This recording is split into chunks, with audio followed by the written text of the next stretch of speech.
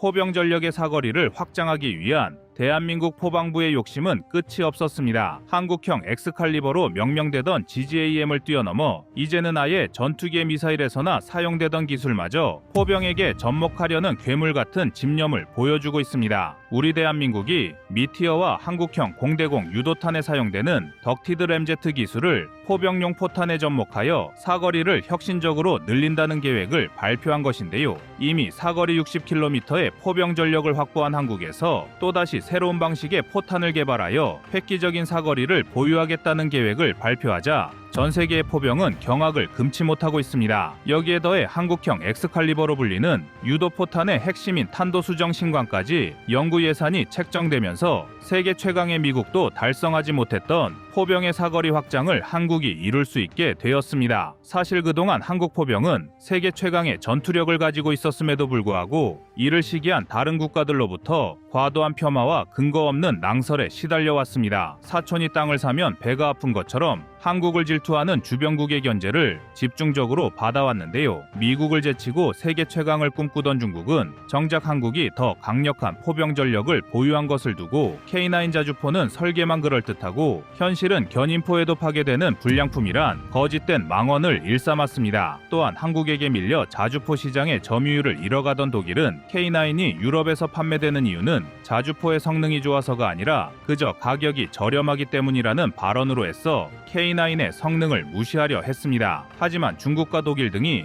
현실을 외면하고 K9에 대한 근거 없는 비방을 일삼고 있을 때 우리 대한민국은 착실하게 포병 전력의 새로운 진화를 준비하며 포병 전력 1위를 놓치지 않기 위해 많은 노력을 기울이고 있는데요. 엑스칼리버를 뛰어넘는 유도포탄에 이어 램제트 기술이 접목된 신형 사거리 연장탄까지 개발된다면 미국마저 포기한 사거리 100km의 자주포 보유도 더는 단순한 희망이 아닙니다. 그래서 준비했습니다. 오늘은 대한민국 포병 포탄의 새로운 진화 계획에 대해 자세히 알려드리겠습니다. 여러분의 구독과 좋아요가 꺼리튜브 운영에 많은 힘이 됩니다.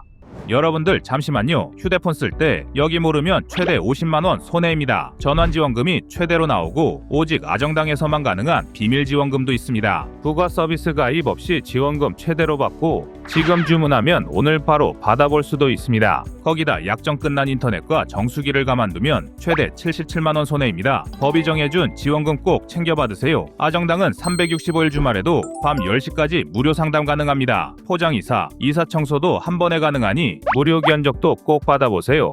휴대폰, 인터넷, 정수기, 이사청소까지 정당하게 받자 아정당.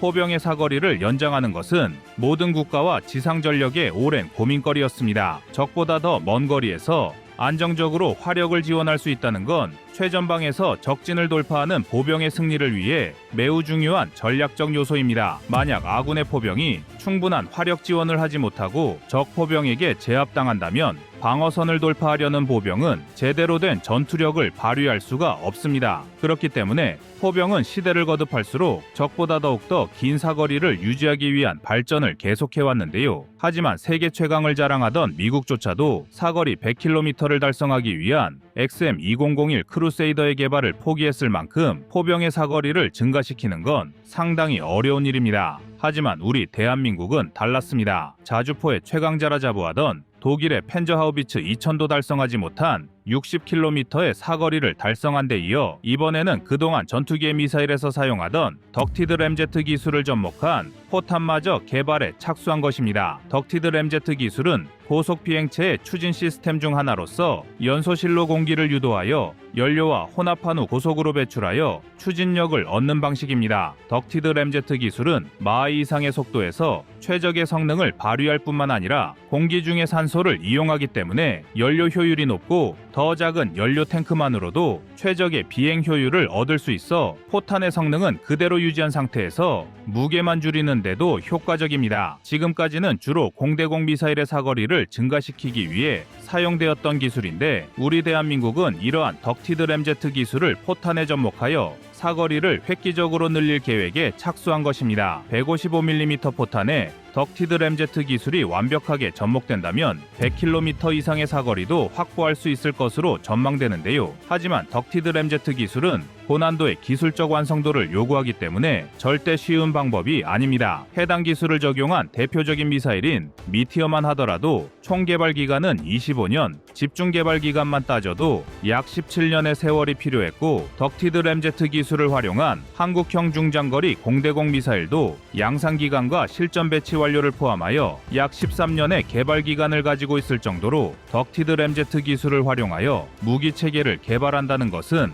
매우 어려운 일입니다. 하지만 포방부라 불리는 대한민국 국방부에 불가능은 없는데요. 이미 풍산에서 모급 제품을 공개했을 정도로 신형 사거리 연장탄의 개발은 긍정적인 상황입니다. 풍산이 공개한 램제트탄의 모급은 탄도 앞부분에 공기를 빨아들일 수 있는 흡입구를 설치하고 그 옆으로 보조 날개를 장착한 형상을 가지고 있습니다. 흡입구 옆으로 위치한 보조 날개는 비행 과정에서 발생할 수 있는 오차를 최소화하기 위한 목적을 가지고 있는데요. 또한 포탄 하부에도 날개를 장착하여 포탄의 무게 중심을 맞추면서 안정적이고 정확한 비행이 가능토록 설계했습니다. 풍산은 덕티드 램제트 기술을 적용하기 이전에도 이미 다수의 사거리 연장탄 개발을 포함하여 각종 포탄 기술을 인정받고 있기 때문에 이번에도 충분히 한국 포병의 전력을 상승시킬 새로운 포탄의 완성을 기대하게 합니다. 사실 굳이 어려운 덕티드 램제트 기술을 사용하지 않아도 포탄의 사거리를 연장할 수 있는 방법은 얼마든지 있었습니다. 포탄의 사거리를 증가시키기 위한 가장 쉬운 방법은 포신의 길이를 연장하고 포탄의 중량을 가볍게 만드는 것인데요. 여기에 기존에 사용하던 로켓 보조 추진제의 양을 늘리면 어려운 기술을 접목하지 않더라도 일정 수준의 사거리를 증가시키기는 충분합니다. 하지만 이러한 방법을 사용하게 되면 수치상의 사거리를 늘릴 수 있을지는 몰라도 감소한 탄두 중량으로 인해 포탄의 파괴력은 낮아진다는 치명적인 약점을 가지고 있습니다. 하지만 덕티드 램제트 기술을 적용한다면 기술 개발은 어려울지 몰라도 탄두의 파괴력은 그대로 유지한 상태에서 더 작고 멀리 날아가는 포탄을 개발할 수 있습니다. 그렇기 때문에 우리 대한민국은 보다 더 압도적이고 강력한 포탄과 전력을 확보하기 위해 그동안 다른 나라에서 성공하지 못한 기술 영역에 도전하고 있는 것입니다. 심지어 미군에서도 덕티드 램제트를 활용한 포탄의 개발을 시도했으나 몇 년간 별다른 소식이 없을 정도로 어려운 기술임은 틀림없습니다. 하지만 포병 분야에서는 타의 추종을 불허하는 한국이 본격적인 개발에 돌입한 이상 빠른 시일 내에 램제트탄의 실전 배치를 기대하게 합니다. 그런데 놀라운 것은 이뿐만이 아닙니다. 한국은 포탄의 정확도를 높이기 위한 신관 개발에도 8천억 원 이상의 예산을 투입할 예정인데요. 한국형 엑스칼리버를 위한 탄도 수정 신관에 대한 개발도 본격화되었습니다. 신관이란 포탄의 폭발을 제어하는 핵심 장치이며 목표에 도달하거나 특정 조건이 충족될 때 탄두의 작동을 유발하는 역할을 합니다. 따라서 아군이 발사한 포탄이 최적의 효과를 얻기 위해서는 그만큼 신관의 성능과 역할이 중요합니다. 흔히 포병에서는 신관을 크게 세 가지로 분류하는데 순발 신관, 시한 신관, 접근 신관이 있습니다. 순발 신관은 흔히 영화에서 보는 것처럼 포탄이 지면에 착탄되면 그 충격으로 신관이 작동하여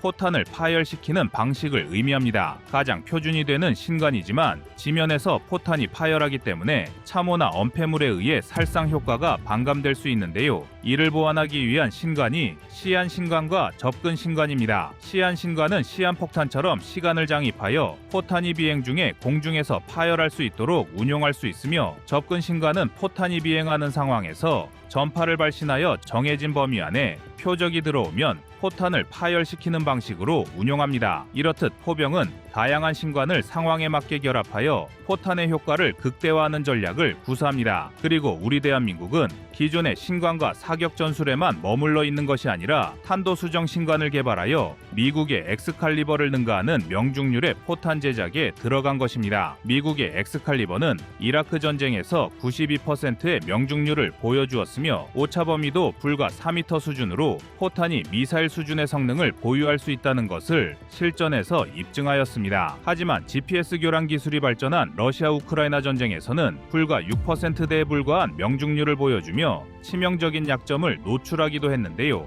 하지만 대한민국은 이러한 미국의 사례를 반면교사로 삼아 적의 전자전 공격으로부터 포탄의 정확도를 높일 수 있는 방안을 고심 중에 있으며, 러시아 우크라이나 전쟁에서 정확도 높은 미사일이 적의 주요 표적을 족집게로 파괴하는 사례를 고려할 때 향후 한국 포탄에 반드시 적용되어야 할 중요한 신관입니다. 포탄의 사거리가 증가하면 증가할수록 필연적으로 오차값이 커질 확률도 올라갈 수밖에 없습니다. 포병은 방위각을 측정할 때 6400mm의 수치를 사용합니다. 이때 산출된 방위각 재원에서 1mm의 오차가 발생하면 10km 사거리에서는 포탄이 좌우로 10m를 벗어나지만 30km 사거리에서는 30m를 벗어나며 50km의 사거리에서는 50m의 좌우 오차를 발생시킵니다. 155mm 포탄은 좌우 오차가 20m 이내에 들어와야 하는데 단 1mm의 오차만으로도 20km 이상의 사거리에서는 심각한 오차가 발생하는데요. 그런데 밀이란 단위는 17.78mm 1도로 환산되는 매우 작은 각도 단위이기 때문에 사거리가 증가하면 할수록 아주 작은 사격 재원의 오차에도 낙탄되는 포탄의 오차 범위는 기하급수적으로 커지게 될 위험이 있습니다. 그렇기 때문에 탄도 수정 신관을 개발하는 것은 단순히 미국의 엑스칼리버를 표방하는 것을 넘어 한국 포병 전체의 정확도를 획기적으로 개선할 수 있는 중요한 문제입니다. 북한은 갈수록 대구경의 방사포를 개발하고 전방에 배치하면서 한국을 위협하고 있습니다. 북한의 방사포는 일반적인 포병의 사거리보다 더 긴 사거리를 가지고 있기 때문에 이를 무력화하기 위해서 한국의 포병은 지금보다도 더 멀리 더 정확하게 사격할 수 있는 포탄의 필요가 절실합니다. 우리 대한민국은 전면전이 발생하면 24시간 안에 북한의 미사일, 장사정포 전력 중 70% 이상을 초토화하겠다는 계획을 가지고 있습니다. 하지만 이를 위해서는 각종 현무 미사일과 K239 천무 공중전력만으로는 불가능합니다. 당연히 지상 화력의 핵심을 담당하는 자주포의 역할도 매우 중요한데, 탄도 수정 신관과 램제트탄을 통해 한층 더 강력해진 포병 전력이 적성국의 지상 화력을 경멸하는 모습을 응원하겠습니다. 여러분의 구독과 좋아요가 꺼리튜브 운영에 많은 힘이 됩니다. 다음은 24년 3월 2일 한국 확산탄 영상입니다. 지난해부터 북한은 연이어 ICBM을 발사했고 올해 초에는 순항미사일 여러 발을 발사하기도 했습니다. 거기다 북한의 김정은은 아예 대놓고 대한민국은 제1의 적대국이자 주적이라며 기회가 온다면 대한민국을 초토화시키겠다는 도발을 하기도 했습니다. 북한이 촉발한 이러한 상황은 대한민국에게 있어서 안보 위협을 발생시키고 남북한의 군사적 긴장감을 고조시키고 있습니다. 그러나 이런 도발이 한두 번이 아니고 한 해 두 해 반복되는 것이 아니라 전체 국민의 정서로는 크게 신경 쓰지 않는 것도 사실입니다. 서해교전이나 연평도 포격처럼 실제 전투가 벌어진 적도 있지만 대부분 단기간에 소규모로 끝난 경우가 대부분이라 북한이 대대적인 기습 공격을 가하고 이로 인해 전면전이 발생할 것이라는 생각은 좀처럼 하기 어렵습니다. 하지만 작년 10월 하마스가 기습적으로 이스라엘을 공격하면서 한국도 긴장을 하지 않을 수가 없게 됐습니다. 전력으로는 비교가 되지 않는 하마스가 이스라엘의 방어망을 뚫고 공격해 들어와 순식간에 엄청난 피해를 발생시켰는데요. 북한이 하마스처럼 하지 말라는 법이 없습니다. 더군다나 하마스가 전개한 공격 방법들은 북한이 평소 훈련하고 계획했던 전술과 매우 유사하다는 점에서 그 심각성이 커지고 있습니다. 다양한 군사적 위협 수단을 보유하고 있는 북한은 언제든 대한민국을 공격할 가능성이 있습니다. 핵무기를 제외한 북한의 주요 위협 수단으로는 장사정포, 방사포, 미사일 시스템 등입니다. 북한은 장사정포와 방사포를 최전방에 배치해 놓았으며 특수부대를 통한 공격 등 다양한 형태로 한국에 대한 공격을 가할 수 있는 능력을 갖추고 있습니다. 그렇다 한들 북한이 한국의 상대가 되겠느냐고 생각하는 분들이 많으실 텐데요. 그런 자신감을 내비치기 전에 우선 남북한의 군사력을 비교해 볼 필요가 있을 것 같습니다. 2022 국방백서를 기준으로 한국과 북한의 전력을 비교하면 다음과 같습니다. 우선 육군에서 한국의 병력은 약 36만 5천 명이고 북한은 110만 명 정도로 추정됩니다. 전차는 한국이 2,200여 대, 북한이 4,300여 대 가량을 보유하고 있습니다. 야포는 한국 약 5,600여 문, 북한 약 8,800여 문이며 다연장 로켓은 한국이 310여 문을 가지고 있는 데 비해 북한은 무려 5,500여 문의 방사포를 확보하고 있습니다. 지대지 유도무기 발사대는 한국이 60여 기, 북한이 100여 기 가량 됩니다. 그 다음 해군 전력을 살펴보면 한국 해군의 병력은 해병대를 포함해 7만여 명 정도이고 북한은 6만여 명입니다. 함정은 한국이 약 90여 척이고 북한이 420여 척입니다. 상륙함정은 한국 10여 척, 북한 250여 척, 기뢰전함은 한국 10여 척, 북한이 20여 척을 가지고 있습니다. 잠수함은 한국이 10여 척이며 북한은 70여 척을 보유 중입니다. 공군 병력은 한국이 약 6만 5천여 명이며 북한이 11만여 명 정도입니다. 전투임 무기는 한국이 410여 대이고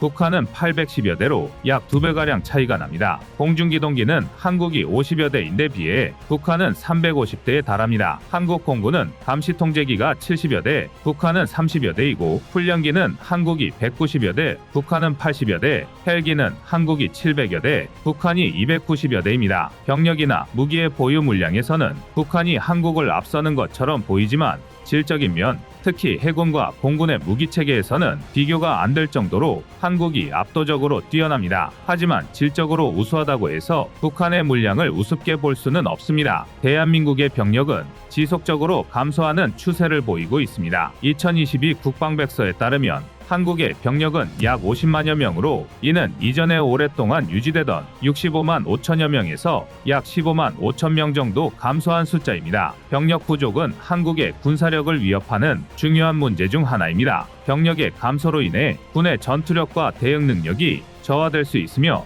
군의 임무 수행에 제약을 줄 수 있습니다. 여기에 하마스의 이스라엘 공격 방식은 북한과 군사적 대치를 벌이고 있는 대한민국의 방어 태세를 다시 한번 돌아보는 계기가 됐습니다. 이스라엘은 가자지구와의 접경 지역을 인공지능, 무인체계 등 첨단 군사과학 기술을 적용한 스마트 펜스로 방어하고 있었지만 하마스는 드론과 소규모의 무장 요원을 다양한 방법으로 침투시켜 이스라엘 방어망을 일시에 무력화시켰습니다. 이런 사례는 이스라엘의 스마트 펜스처럼 과학화된 경계 시스템의 DMZ를 보유한 한국도 결코 안심할 수 없다는 근거가 됩니다. 하마스가 수천 발의 가삼 로켓을 먼저 발사한 것처럼 북한이 휴전선 인근에 배치된 장사정포와 방사포를 대량으로 발사한 후 특작 부대를 침투시켜 한국의 주요 군거점을 공격하고 주요 시설 등을 무력화시킨 후 대규모 병력과 재래식 전력을 밀어넣는다면 그 피해는 상상을 초월할 것입니다. 그야말로 양이질을 압도할 수도 있다는 말입니다. 이런 상황에서 대한민국이 몰려오는 북한군을 일거에 제압할 수 있는 무기체계가 바로 집속탄입니다. 집속탄은 단일의 포탄, 로켓 또는 미사일에서 다수의 소형 폭탄을 퍼뜨려 넓은 지역에 대해 파괴력을 발휘하는 무기입니다. 특히 광범위한 지역 타격, 다수의 목표 파괴, 그리고 적의 병력 및 장비에 대한 방어선 파괴에 효과적으로 사용됩니다. 집속탄은 대개 공중에서 발사되어 특정 고도에 도달했을 때 내부의 자탄을 분산시킵니다. 자탄은 표적 지역에 넓게 퍼져 다수의 목표를 동시에 타격하며 전차, 차량, 군사시설, 그리고 병력 등 다양한 목표에 대해 막대한 피해를 입힐 수 있습니다. 그러나 집속탄은 많은 비판에 직면한 무기이기도 합니다. 우선 살상 반경이 넓다 보니 목표물인 적의 군사시설이나 장비, 병력 외의 민간인 지역에까지 피해를 줄 수 있다는 것입니다. 또한 집속탄 투하 후 자탄이 바로 폭발하지 않고 상당수가 불발탄으로 남아있다가 전투가 끝난 후 혹은 전쟁 종료 후 몇 달, 몇 년의 시간이 지난 다음에 폭발해 민간인들에게 피해를 줄 수도 있습니다. 이런 문제 때문에 유엔은 2010년에 집속탄 금지 협약을 채택했지만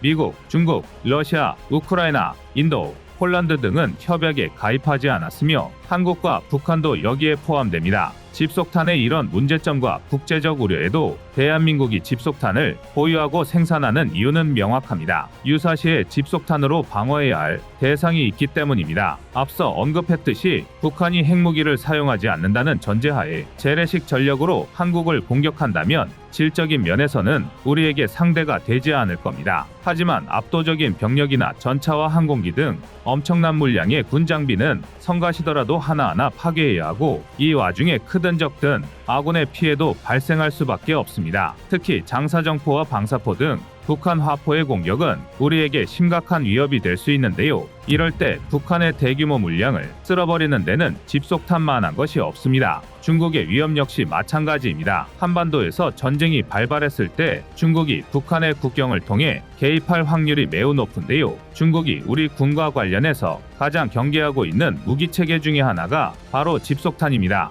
한국전쟁 당시 통일을 눈앞에 둔 우리 군과 유엔군이 밀려난 이유는 중공군의 개입입니다. 바로 인해 전술인데요. 중국은 한국전쟁 당시 북한을 지원하기 위해 70만 명을 투입했던 것으로 알려졌습니다. 유엔군 병력이 총 33만 명이었다는 걸 생각하면 단일 국가에서 70만이라는 게 어느 정도 수준의 병력인지 짐작이 되실 겁니다. 당시 중공군은 자신들의 무장이 빈약한 걸 알고 있었기에 상대보다 압도적인 수적 우위에 있을 때만 진지를 공격했는데요. 진지를 포위한 후 뚫을 수 있을 만한 곳을 찾으면 그곳으로 돌격대를 계속 투입해 상대가 지치거나 탄약이 떨어지면 총공세를 퍼붓는 식이었습니다. 이런 전술에 반복해서 당하니 우리 군과 유엔군은 정신적으로든 물량적으로든 더 이상 감당할 수 없어서 밀려나게 되었던 겁니다. 메가더 장군이 중국의 군사요충지에 핵폭탄을 투하할 수 있도록 해달라고 상부에 지속적으로 요청했던 것도 일반적인 방법으로는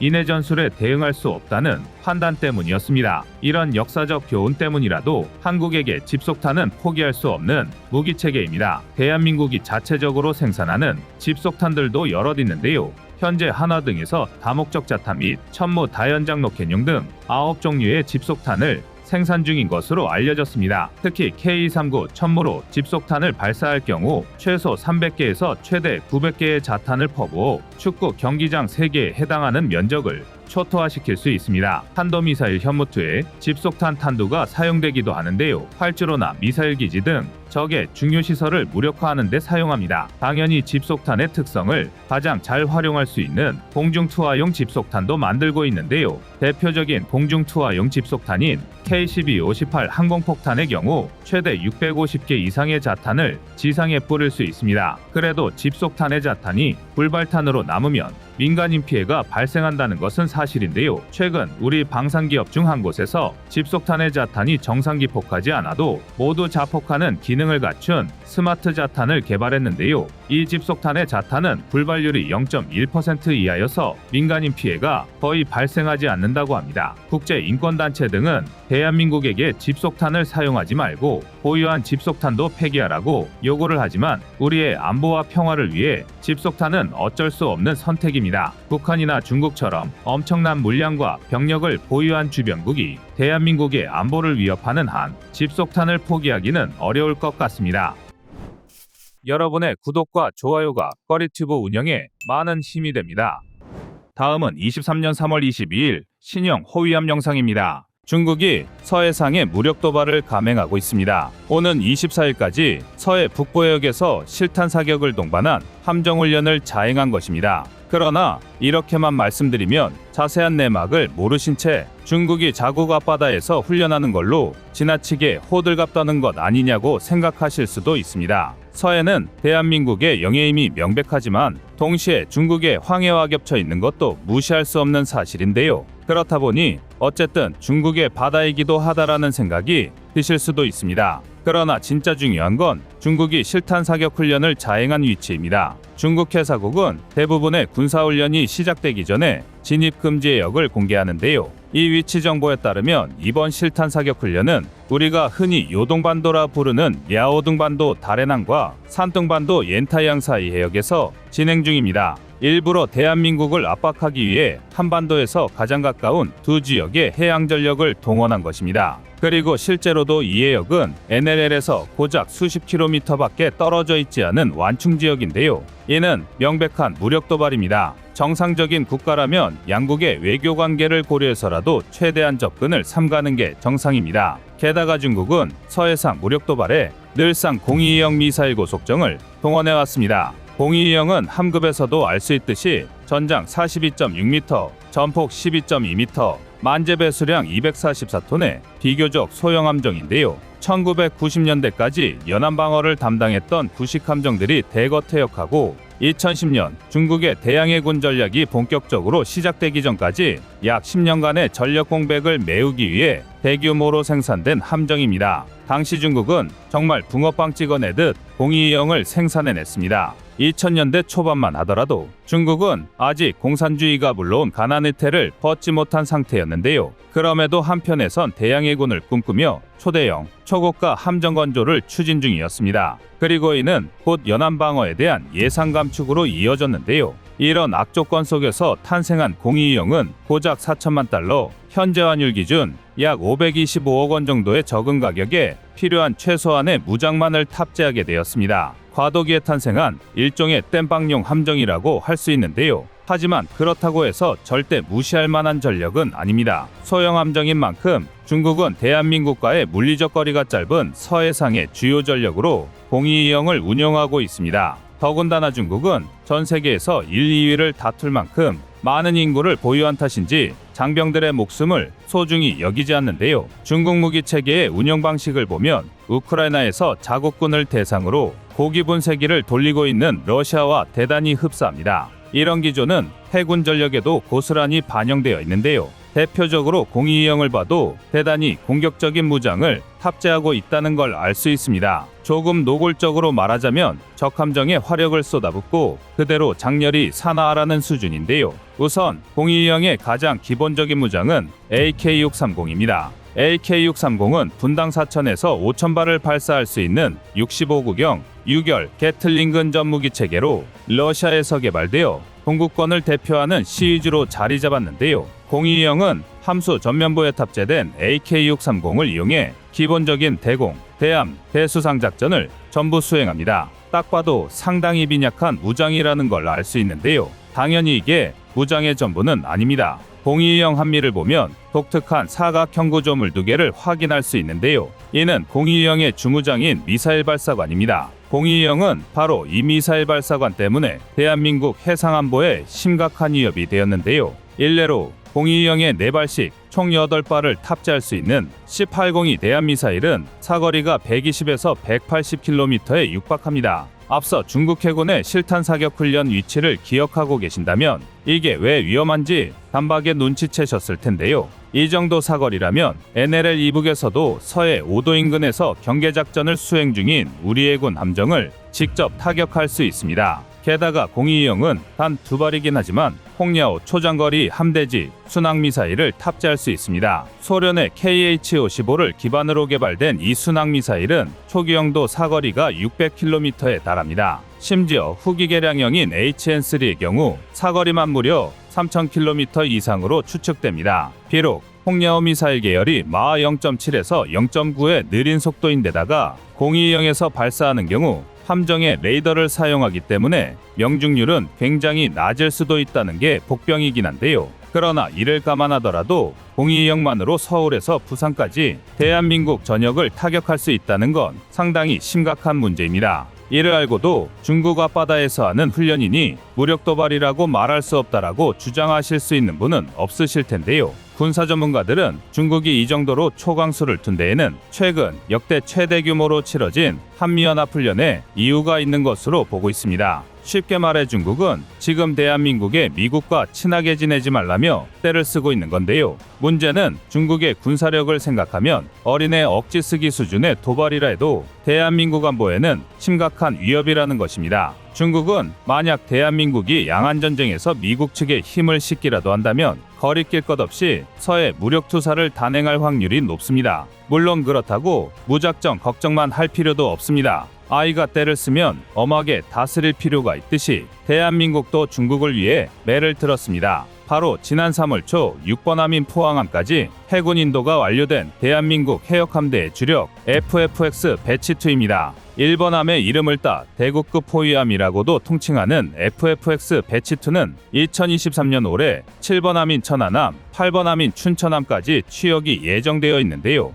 국내외 다수의 군사 전문가는 FFX 배치2 전력화가 완료된다면 대한민국의 연안방어 전략이 한 차원 진일보할 것으로 평가하고 있습니다. 그도 그럴 게 FFX 배치2는 1980년대부터 우리 연안방어를 담당했던 울산급 호위함과 포항급 초계함을 대체하는 최신의 전력입니다. 전장 122m, 전폭 14.2m, 만재 배수량 3,600톤에 상당한 크기로 함종은 호위함이지만 규모 면에서는 광개토대왕급 구축함과 비슷한데요. 그만큼 다양한 장비가 탑재되었다는 뜻이고, 이는 곧 전방위적인 성능 향상으로 이어졌습니다. 특히 무장면에서는 국산 대함유도탄 방어유도 무기인 해궁이 탑재되어 있는데요. 해궁의 유효 사거리는 약 20km로 정미사일부터 항공기까지 모두 요격이 가능합니다. 게다가 필요시 적함선에 직접 투사할 수도 있는 함대함 미사일 역할도 담당하는데요. 최악의 경우 중국의 022형 미사일 고속정이 대한민국 함정을 공격했다고 가정했을 때 이를 막아내는 것은 물론 압도적인 이력의 반격까지 가할 수 있는 역량입니다. 또한 기존 FFX 배치원 인천급 호위함이 림 116 램을 탑재해서 미사일 사격에 각도 제한이 있었던 반면 FFX 배치2는 KVLS를 탑재하면서 전방위 위협에 대처할 수 있게 되었다는 게 큰 장점입니다. 여기서 끝이 아닙니다. 무엇보다 전술함대지 유도탄 해룡이 탑재되었다는 게 특기할 만한데요. 2017년 개발된 해룡은 아직도 자세한 스펙이 공개되지 않았을 만큼 상당히 베일에 쌓인 함대지 미사일입니다. 그러나 해성 함대함 미사일을 기반으로 한 만큼 최소 속도 마하 0.95 이상, 사거리 180에서 250km로 추정되고 있습니다. 그리고 가장 중요한 건 해성 대함미사일에서 능동 레이더 탐색기를 제외하고 이를 통해 확보한 공간에 연료와 탄두를 추가하면서 클러스터탄으로 개량되었다는 건데요. 그렇습니다. 해룡은 바로 그 집속탄의 일종입니다. 모탄 하나에 다량의 자탄을 탑재한 집속탄은 낙하 도중 이를 사방으로 흩뿌리기 때문에 대단히 광범위한 폭발을 일으키는데요. 이 덕에 해룡은 적의 지휘시설, 레이더기지, 유도탄기지 등은 물론 특히 적의 항구를 완전히 박살내기에 용이합니다. 중국이 어떤 도발을 일삼아도 대한민국은